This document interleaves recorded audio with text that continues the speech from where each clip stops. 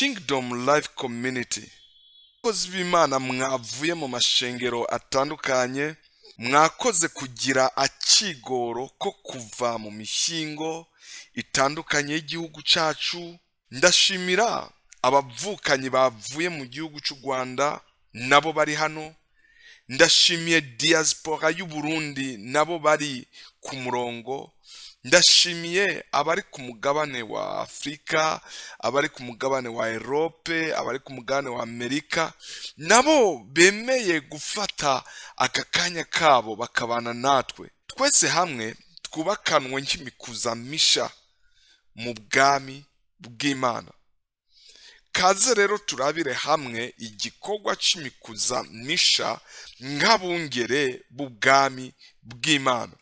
Imana iriko irarekura kw'isi amavuta y'umugambi w'ubwami bw'Imana ku bugingo bwacu. Tugeze mu gihe cyo hejuru mu kwakira no mu kugendana n'ubugombe bw'Imana. Nimuze dusomere hamwe ikigabane cya 5 muri Luka, turahera ku murongo wa 36 turashika ku murongo wa 39. Eka dusome. Kandi abacira umugani ati ntawotabura ikiremo ku mpuzu nsha ngo acomeke ku mpuzu y'umushire. Uwogira atyo yoba atabuye nsha, kandi ikiremo atabuye kuri nsha nticomatana n'iy'umushire. Kandi ntawotara umutobe wa vino mu mikuza y'insato ibombotse, kuko vino yoturitsa iyo mikuza igashirira hasi, imikuza igapfa. Ariko igikwiye nugutara umutobe wa vino mu mikuza misha. Kandi nta muntu yanyoye vino ihiye yogomba umutobe, kuko avuga ati yihiye niyo nziza. Imbere yuko Yesu atangura igikorwa ciwe c'ubwami, isi yari yiganzwe n'inyigisho z'abasadukayo, inyigisho z'abafarisayo. Ubuherezi bw'ico gihe bwayoborwa n'abaherezi. Igihe rero abasadukayo babaza Yesu ikibazo, bakoresheje amajambo yari mu bitabo vy'ivyanditswe ndetse n'ibyagezwe n'Imana.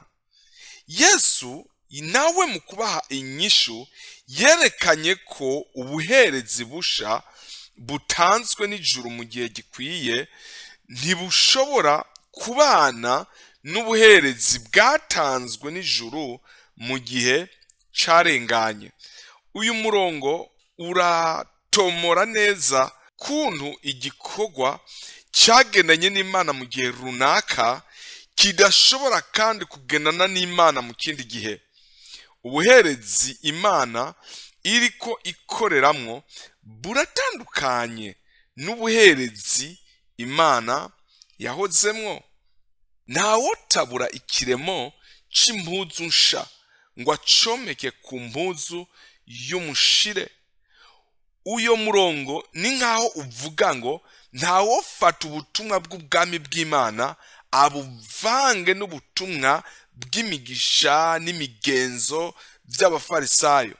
Uwogira atyo yoba atabuye nsha, kandi ikiremo atabuye kuri nsha nticomatana n'iy'umushire. Twese hamwe tuca dutangwa kumenya neza yuko ikiremo c'umushire ni umugambi wavuye ku Mana ariko wataye igihe. Ikiremo gisha ni umugambi uvuye ku Mana uvuga ibigezweho, uvuga igikorwa Imana iriko irakora none aha. Uwogerageza kumatanya ubutumwa bw'ibigumbagumba vy'abantu n'ubutumwa bw'ubwami bw'Imana ntibwomatana, kandi nta bugingo vyotanga, naho bobuvugana n'inkomezi bagashiramo financement. Ego data akaronka n'abantu benshi cyane gose baza gukungera. Ivyo nivyotuma Imana icihindura umushire uwugire musha. aha twese dushare dutangura kwimukira mu bwami bw'amahoro, mu bwami bw'umunezero, mu bwami bwo kugororoka. Kwirengagiza rero ubutumwa bw'ubwami bw'Imana ni ingendo yo kwitwikira ibiremo bishaje mu gihe ijuru ririko rirazana ibiremo bisha. Ibiraka vy'ibiremo ntibizana ubugingo no gukura mu mubiri wa Kristo. Tugomba rero kugaba uko tugendana n'urugezo n'ubuntu bwa Kristo. Vyose turavyemerewe, ariko si vyose bidufitiye akamaro. Hari amakuru y'ubutumwa adakwiye kubana n'urunganwe rwacu uno munsi, kuko Imana yaramaze gusuka kw'isi umutobe musha. Kubw'ivyo tubwirizwa guhaguruka nk'imikuza misha. Ntawotara umutobe wa vino mu mikuza y'insato ibombotse, kuko vino yoturitsa iyo mikuza igashirira hasi, imikuza igapfa. Ariko igikwiye ni ugutara umutobe wa vino mu mikuza misha. Ntawotara umutobe wa vino mu mikuza y'insato ibombotse. Umutobe wa vino aha werekana ijambo risha ry'ubwami rivuye ku Mana, ariko insato zerekana imitima y'abana b'abantu canke imitima y'abungere. Uyo murongo werekana ko atawofata ijambo risha ry'ubwami bw'Imana arisuke mu mutima y'abantu canke mu mitima y'abungere b'amashengero canke mu ishengero bwaryo babumbatiye inyigisho zibwirijwe n'irari ry'abantu no kwihayagiza, kuko ubwami bwoturitsa iyo mitima. Vyose ubwami n'imitima bigashirira hasi. Hariho ingezo zibiri turabiramwo imitima. Hari ingezo zibiri turabiramwo abungere canke turabiramwo ishengero. Hariho bamwe bagereranwa n'imikuza misha, n'abandi bitiranwa n'imikuza ishaje. Turabona kandi n'ingezo zibiri turabiramwo ijambo. Hari ijambo ryerekanwa nk'umutobe wa vino musha, ryerekana ukuri tugezemwo k'ubwami, n'irindi ryerekanwa nka vino ihiye, ryerekana ukuri kwakira kw'ivyo Imana yahozemwo. Ariko igikwiye ni ugutara umutobe wa vino mu mikuza misha. Igikwiye ni gushira ubutumwa bw'ubwami bw'Imana mu mitima misha.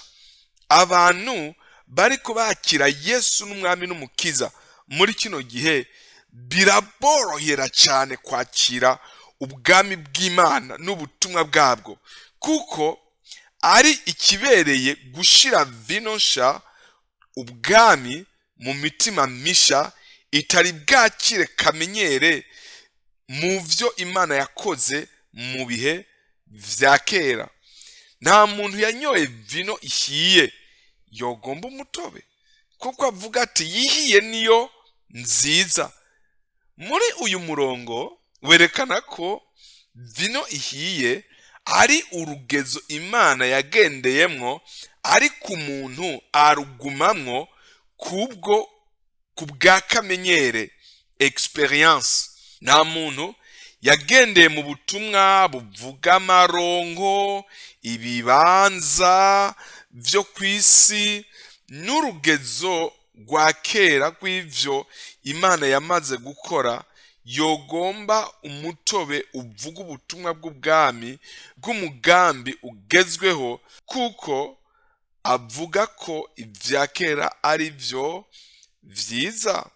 Ni igikorwa rero gihambaye kubona abungere n'ishengero banyoye kuri vino ishiye, amahishurirwa yataye igihe mu Mana, bemeye kwakira vino nsha, ubutumwa bw'ubwami bw'Imana. Mwene abo barongozi n'ishengero basabwa guca bugufi, bakivoma ubwabo vino zihiye banyoye, inyigisho bakiriye zivuga akamenyere, experience y'ivyo bubatse, bagacika nk'abana bato. Atari uko bazosanga bubatse intatemwa nk'umugambi w'ibinjana. Harakenewe ko tuba abahungu n'abakobwa biteguye gukorana n'Imana no guheraheza imigambi yayo nk'imikuza misha. Imikuza misha niyo yonyene ishobora kuzura no kubika neza umutobe musha uva mw'ijuru. Mu kwagura no mu gukomeza ubwami bw'Imana, turagomba guhaguruka nk'urugezo rw'abarongozi n'ishengero bameze nk'imikuza misha, bemera guheba amagara yabo kubwo gucimbukira inyungu za Yahwe Yehova gusumba kurondera kwihaza.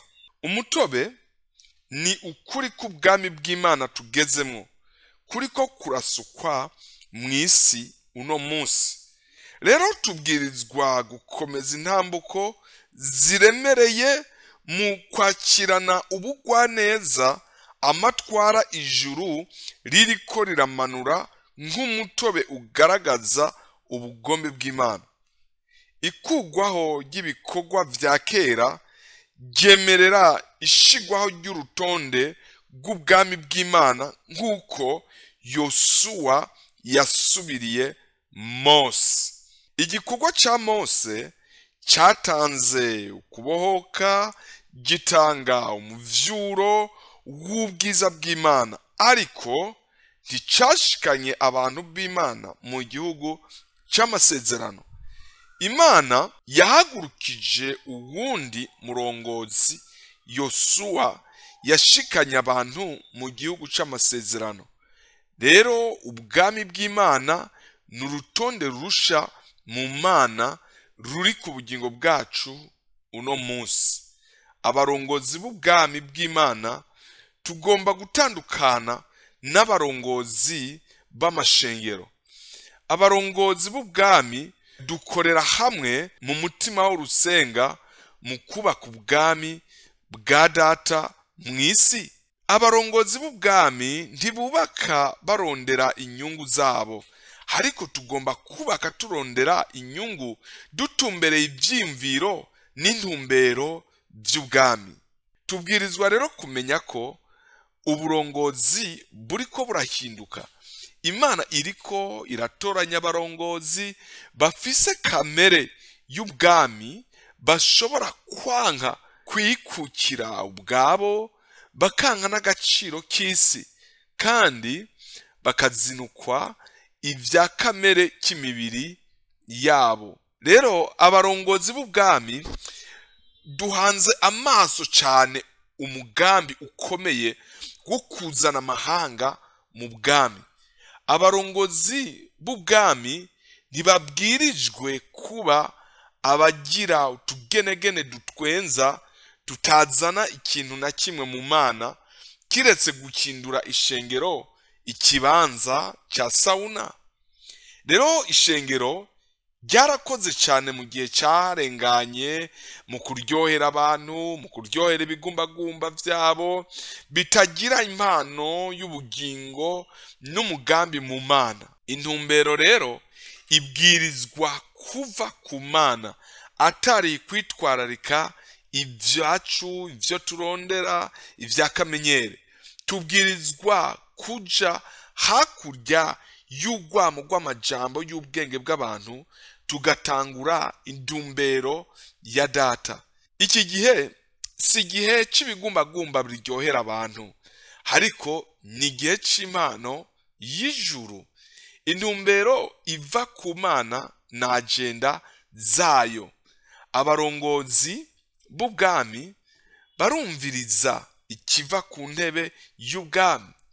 Ijambo risha ry'ubwami rihabwa abumviriza ikiva ku Mana. Rero turaguhaye kaze wifuza kwakira Yesu nk'umwami n'umukiza mu bugingo bwawe no kugendera mu bwami bwiwe nk'umugambi wabikiwe umwana w'umuntu. Wumva ukunze kwifatanya natwe mu isengesho ryo kubandanira ubwami bw'Imana. Kingdom Life Community yarabateguriye ibitabo bitatu ku buntu.